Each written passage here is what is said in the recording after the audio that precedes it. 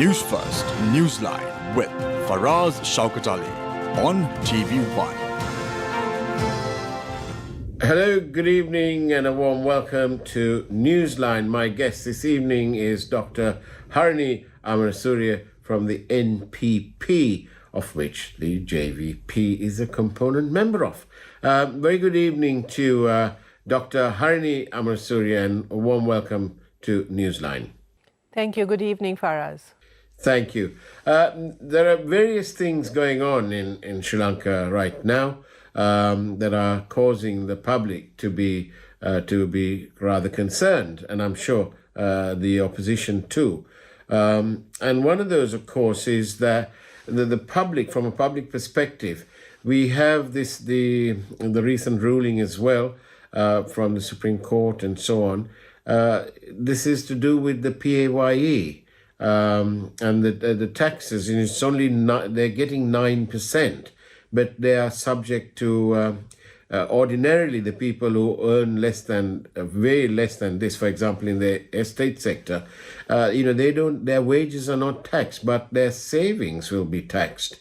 How fair do you find this to be? Oh, I think it's very clear that it's extremely unfair. That this government is proposing to tax people's savings, essentially. These are not savings that people have a choice about. The EPF fund is a compulsory saving. People don't have a choice about where this can be invested. So in a sense, the governments are trustees of this savings. So they're trustees of this fund. And that's the basis on which this has been run for many years, that the government is a trustee of the pension funds that have been collected from the working people of this country, and that the government will take care of that fund with the interests of the people, the interests of the people who've contributed to the fund as their primary responsibility. And clearly the government is violating this trust, right? Because no other country in its domestic debt optimization efforts have only targeted superannuation funds. No other country has done this except Sri Lanka. So it's manifestly unfair and extremely unjust what the government is currently doing. But Dr. Harini, don't you think that the government members, don't they realize that the majority of these people, well, they are all over 18 to start with, and therefore they are voters. Do they believe that they are going to rule forever in perpetuity, or are they patently aware that there has to be elections at some point? Part of me thinks that they know that their time is limited. They know that they're not going to win an election in the future, and they're acting they're taking their revenge on people, right? Because this is a rejected government. This is a government that is deeply disliked, distrusted by the people, by the majority of people, by the vast majority of people. They're on their way out, and they know that. And they can't cope with the rejection. And they're beginning to treat the people as their enemy, right? So rather than actually what any sensible government or ruling party should do, to learn from their mistakes, to learn from what the people are trying to communicate, to learn from the people's sort of critique, they've turned ultra defensive, and they're on this sort of attacking mode against the very people who they're supposed to serve, right? So they essentially at this point don't seem to care that what they're doing is deepening this dislike among the public. Or is there some sort of other almost sinister move to prolong the life of Parliament, and that in that knowledge they hardly give tuppence to the people, because they will try and is it that they're trying to extend the term of this current parliament? No, they can't do that. That is not possible. They can't do that. So, I mean, they're heading for a huge confrontation with the people if they are trying to do that. And that confrontation is not going to go well at all, right? So this is a government that is deeply disconnected with the people of this country.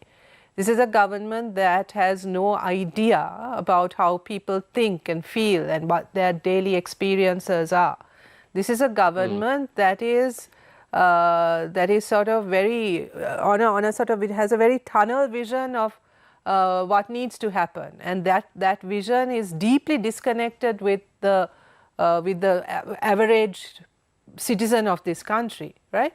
So it's partly that, and I think this government, like I said earlier, is deeply resentful of any kind of criticism and any kind of critique, right, or engagement with the people of this country, and is very arrogantly determined to pursue its own path, and in some senses it's sort of like, you know, they know this is their final moment, right, and they don't care. They really don't care what damage they are inflicting on the country and on the people of this country. They really don't care. Well, I hear what you say.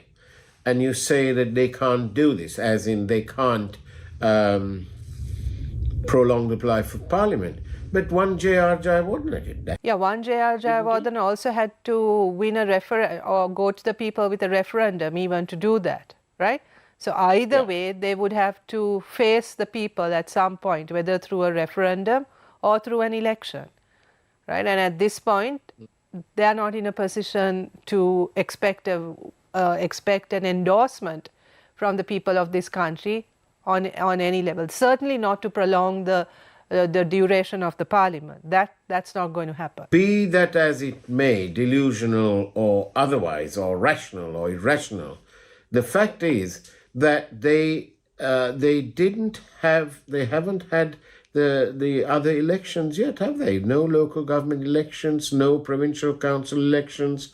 And they are just carrying on, even though the money was voted. I think the Supreme Court said that they need to pass the money, but they can't say you have to have elections. But they went up to that point that they can, and they talked about the money. So, and yet, you're correct. But this is different. And anyway, whatever the general election, a presidential election is due within the next 1 year.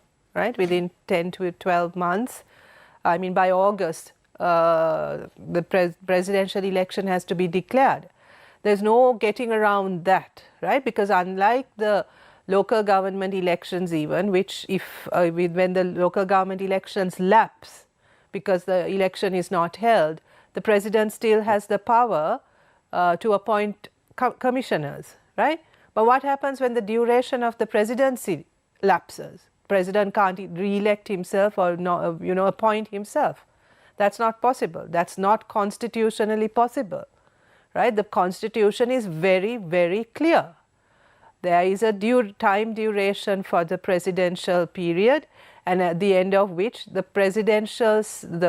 seat cannot be held vacant even for an hour. The new president has to be in place, right? So elections must be held. And even with the local government election, for us, you know that the NPP has filed a case, and that case is due to be heard next month. So let's see. Let's see what the courts have to say about that. I mean,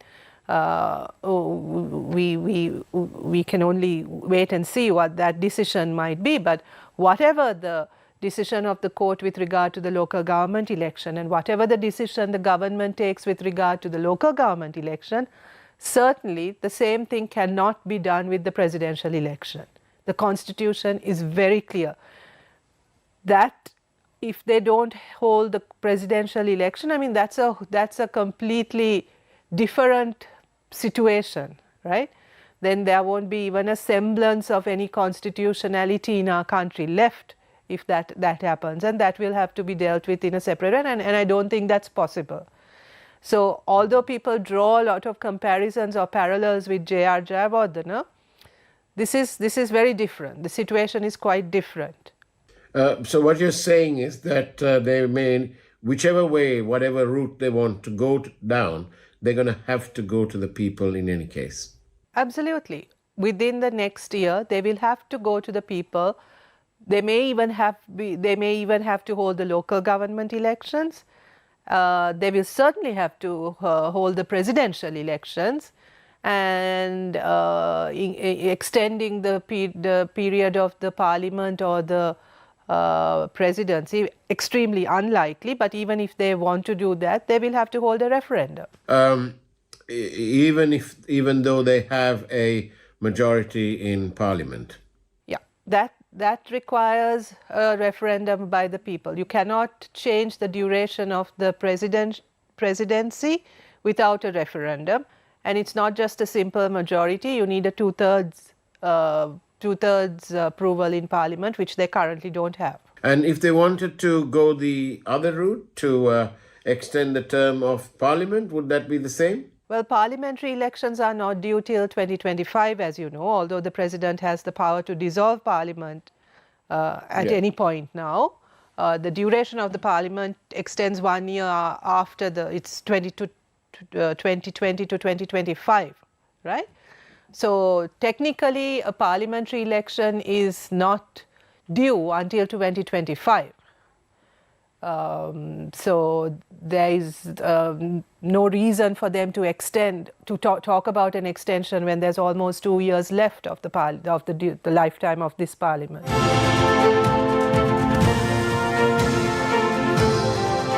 Newsfirst, Newsline with Faraz Shaukat Ali on TV1. 2023 ගම්මැද්ද කඩිනම් ව්‍යාපෘති මාලාවෙන් සිදු කළ ව්‍යාපෘති වලින් කිහිපයක්. කන්තලේ සීනිපුර පිරිසිදු පානීය ජල ව්‍යාපෘතියට මුල්ගල තැබීම. නුවරඑළිය සිල්ව කැන්ඩි පාසලේ සනීප ආරක්ෂක ව්‍යාපෘතිය. ඇහැටු වැව එරියාව මහින්ද විද්‍යාලය වටා අලිවැට ඉදිකිරීම. ගෙදර වැව පිරිසිදු පානීය ජල ව්‍යාපෘතිය ජනතා අයිතියට පත් කිරීම. අනුරාධපුර තමුත්තේගම කුඩා බෙල්ලන් කඩවල පිරිසිදු පානීය ජල ව්‍යාපෘතියට මුල්ගල තැබීම.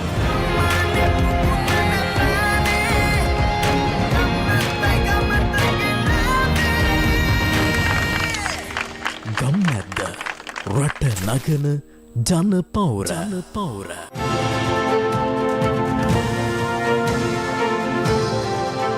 Newsfirst, Newsline with Faraz Shaukat Ali on TV1. Let's wait and see, as they say. But in the meantime, another point of concern to a lot of people is this anti-terrorism bill.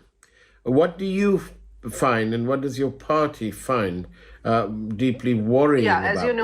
As you know, it was gazetted over the weekend. So, and it's a fairly lengthy bill. So, from our initial observations, there's absolutely very little difference between what was gazetted previously and which caused a huge uproar. There's very little difference between that and what has been gazetted as a sort of a newer, better version, right? One of the principal problems with the bill that was gazetted, I think in March of this year, was the definition of terrorism, that it was very loose, that it was very broad, way too broad, so that many acts that could currently be dealt with under the existing law are now covered under terrorism, right, under terrorism law. So, and that this bill is clearly targeting people's protests, trade unions, the media, right? And that it's actually in contradiction, in violation of the constitutionally guaranteed right of freedom of expression, right? So this was the biggest critique against the original version of the bill, and the one that is gazetted over the weekend, I think on the 15th of September, there's no significant difference in how terrorism has been defined or interpreted, which leaves it, which is what is most dangerous about this act, because any kind of protest, any critique, any attempt to provide information about an act that can be seen as critical of the government can be defined as an act of terrorism, right? And that's really dangerous. So it's very clear that this government, if you take the fact that this government is gazetting this bill, the time of the UNHRC, the sessions are going on, IMF is in this country, right, doing their periodic review. Then the fact that this gazette should be seen alongside with a special essential services gazette, which was put out yesterday on Sunday, making the health sector ports all of this essential services. Plus they're talking about a broadcasting bill and a social media regulatory bill. All of this taken together, it's very clear where the government is heading, and that they're heading towards a clamp down on the freedom of expression, on the right of people to organize, to critique and to protest. And that is in anticipation, clearly, of the fact that people's growing anger and dissatisfaction with how the government is operating is going to spill over at some point very soon. And all of this, does it augur well for you, for your party? Because you're sitting back and thinking, well, they are just hanging themselves even more. They put the noose around their neck is getting tighter. Not really. I mean, in this sense, it's worrying in that we don't want to be in a situation that is clamping down on people, right? Just for the sake of an electoral victory. I mean, we can't let that happen, right? Because the election can come, but in the meantime, the damage that can be done to people, to people's organizations, to the media, that's going to have a long-lasting impact, right? So yes, you can sort of cynically sit back and say, let them hang themselves and we'll, reap the benefits at the election. But as a responsible political party, we also have a responsibility to make sure that there's minimal damage done to the people of this country and to the institutions that uphold democracy in this country while this government is in power as well, right? So we will be doing all that we can to minimize the damage and also to prevent the kind of instability in this country that the government can then turn to its own advantage also, right? Instability is not good for democracy. It's not good for anyone, right? And when a country goes into real turmoil, it can lead to the kind of authoritarian, kind of dictatorship, kind of rule, which will be extremely damaging. I hear what you say, but I also want to ask you, several months ago, if you read the press and you listened to the TV and so on, there was this term, the JVP, Relactino. Well, I suppose for the NPP as well. Rella. Where is this Rella? Where is this wave? Is it there? Am I missing it? Yeah. Well, first and foremost, we were not very pleased with the depiction of the growing support for NPP as a Rella. A Rella suggests something fleeting, something not very stable, right? Like a trend, right? Yeah. But we think that the growing support for NPP is far more stable. It's not people just turning towards us in protest or turning towards us as a trend, but it's people who are actually recognizing the fact that we represent a difference, that we are offering a different solution to the problems that this country is facing. And it's a relationship that is built on trust, right? And it's a movement that is being supported by people's active involvement. And a lot of hard work has gone into building that, into building the NPP as a movement that is owned by the people of this country, right? So it's not a rally. I think first and foremost we don't want to describe it as a rally, right? It's something much more profound, much more stable, and it's representing a desire for real change in this country. And in that sense, I think that's only increasing. That's only increasing. Okay. We live in I'll put it another way then. We live in a digital world. The people, the likes of Naviksha and Gunasekara and Harshana and everybody in the control room and in our building, in the media, they have something called digital. We live in this digital age. And therefore, is this growth in support and understanding of your party's ideas and what you stand for with the people and so on, is it organically grown? With apologies to Gotabaya Rajapaksa and his fertilizer, but I'm not talking that. I'm talking digital. No, it is not something that is confined to the digital medium, if that's the question you're asking. So I want to know whether the support is natural, whether it is organically coming up, or are you paying? We had a member of parliament the other day. He said that on social media you can pay 25 rupees per comment, and that sort of thing. That's what Mr. Rasamanikam was saying. Trust me, the NPP doesn't have the money or the resources to be paying people 25 rupees per supportive comment, so that's not how it's happening. But certainly, I mean, the support on social media or in the digital space is not our only measure of the support that we see, right, or the support that we are experiencing.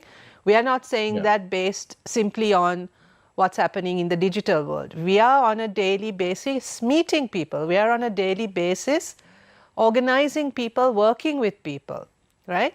We are out. Our party members, the members of our party, the different organizations involved in our party are out every day talking to people, having meetings, having discussions, political discussions with them, mobilizing groups of people, mobilizing women, mobilizing young people, mobilizing farmers, fisher folk, the retired ex-service people, the whole range of groups that we are working with. And it's the support that we are getting at those meetings which is the real test or the real basis on which we are saying that there's growing support for people. I mean, this didn't happen accidentally for us. We've been working very, very hard. We've been working very, very hard on the ground. And we can see the results of that. And I forgive me, but let's get it out of the way. What about this sort of negativity, especially amongst the older citizens and voters of our country, the negativity from the past? If my mum was alive, God bless her, she's gone now, but if she was around, and if I said to her, Mummy, what do you think? Shall I vote for the NPP? And she'd say, my God, they killed all those people. And, she'd go back to the background. How are you addressing that? Is that sort of disappearing in your talks with the people? No, that's certainly a factor. And as you pointed out, it's also a factor, I would say, with an older generation that experienced, 88, 89 in particular, but also with a younger generation. The younger generation either have no information about what happened or have a very distorted idea about what happened, right? That as you know, for us, the JVP was not the only party responsible for the violence that happened or the deaths that happened. I mean, 60,000 deaths that took place the state, the government at that point is responsible for those deaths, right? So, so certainly that was a violent period all around. There were armed factions from the JVP, but also from the others, and certainly from the state as well, right? So the real picture is also distorted, right? But then there are people who, say my parents' generation as well, who remember the fear, who remember the instability, and who have concerns. And I think we will have to continue to explain, continue to talk to them that that's the past, and to look at what we are today, look at particularly the JVP since 88, 89, right? You know, and their renouncement of violence since then, right? So to judge us also not only based on 88, 89, but on what happened post 88, 89, right?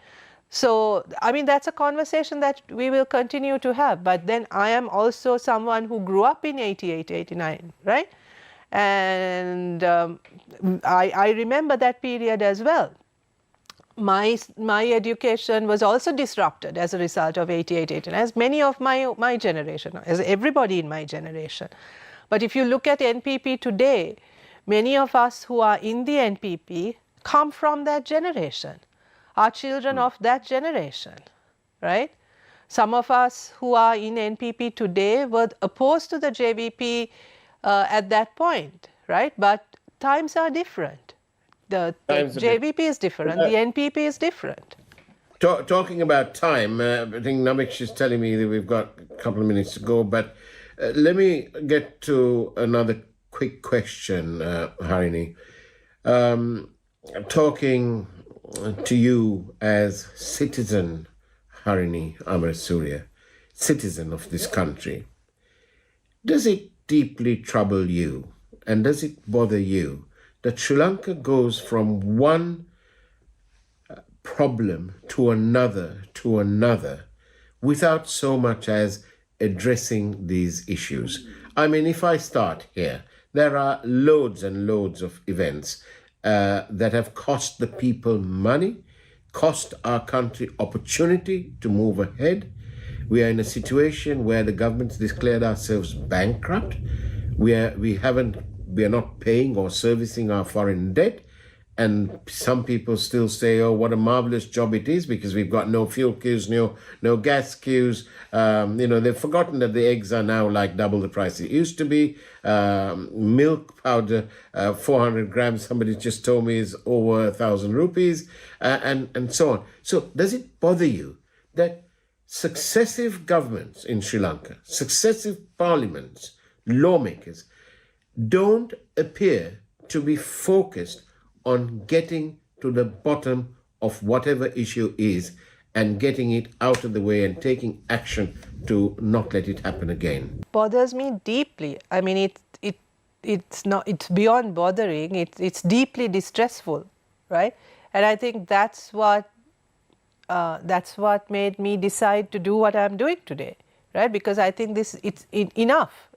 Because the what you're talking about, what you're describing is eminently preventable. That's the worst thing, right? All of this need not happen. All of this pain and suffering should not have been inflicted on our people, could have been prevented. That is what is most distressing.